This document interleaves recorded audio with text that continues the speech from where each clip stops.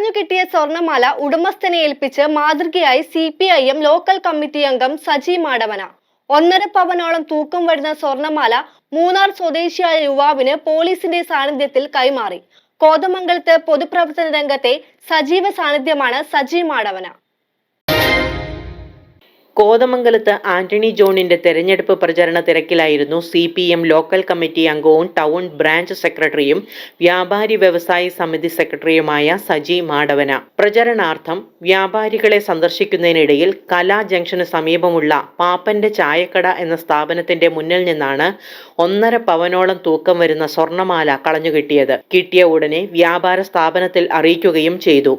മാലയുടെ ഉടമസ്ഥനും ആംബുലൻസിൽ നേഴ്സും ഡ്രൈവറുമായ മൂന്നാർ സ്വദേശി അഭിരാം പിന്നാലെ അന്വേഷിച്ചെത്തി. തുടർന്ന് പോലീസുമായി ബന്ധപ്പെട്ട് ഉടമസ്ഥാവകാശം ഉറപ്പുവരുത്തി സ്വർണമാല കൈമാറി. കോതമംഗലം മേഖലയിലെ പൊതുപ്രവർത്തന രംഗത്ത് നിത്യ സാന്നിധ്യമാണ് സജി മാടവന.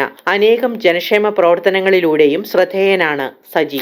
കഴിഞ്ഞ ദിവസം LDF സ്ഥാനാർത്ഥിയായ സഖാവ് ആന്റണി ജോണിൻ്റെ തെരഞ്ഞെടുപ്പ് പ്രചരണത്തിൻ്റെ ഭാഗമായി വീടുകളും വ്യാപാര സ്ഥാപനങ്ങളൊക്കെ കയറുന്നതിനിടയിലാണ് കലാ ജംഗ്ഷന് സമീപമുള്ള പാപ്പൻസിൻ്റെ പാപ്പൻസ് ചായക്കടയുടെ മുമ്പിൽ വെച്ചിട്ട് ഒരു സ്വർണ്ണമാല എനിക്ക് കളഞ്ഞു കിട്ടിയത്. കളഞ്ഞു കിട്ടിയ ഉടനെ തന്നെ ആ വിവരം വ്യാപാര സ്ഥാപനത്തിൻ്റെ ഉടമയായിട്ടുള്ള സുജിത്തിനെ അറിയിക്കുകയും അന്നേ ദിവസം തന്നെ മൂന്നാർ സ്വദേശിയും കോതമംഗലത്ത് ആംബുലൻസിൽ നഴ്സുമായിട്ടുള്ള അഭിരാം എന്ന വ്യക്തി അത് അന്വേഷിച്ചു വരികയുണ്ടായി.